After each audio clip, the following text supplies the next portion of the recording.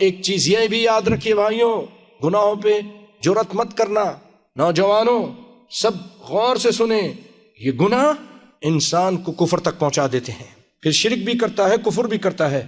بھائیوں ایک سوال ہے میرا، قیامت کا انکار کرنا کفر ہے کہ نہیں ہے؟ کفر ہے نا۔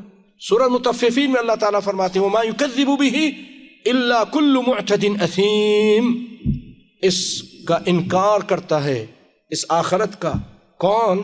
معتدن، زیادتی کرنے والا، اثیم، گناہگار۔ زیادتی کرنے والا برائیوں میں اور گناہگار شخص ہی اس آخرت کا انکار کر دیتا ہے۔ اس کا کیا مطلب ہوا؟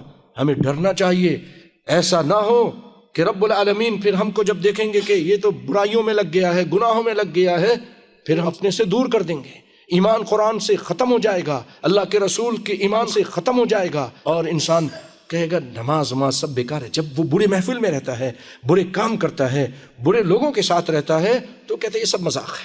ایسے لوگ ہیں، داڑھی اچھی تھی، برائیوں میں گئے، داڑھی بھی کاٹ دی، نماز بھی ختم ہو گئی، اور پھر اہل دین کا مذاق شروع کر دیا، دینی احکام کا مذاق شروع کر دیا۔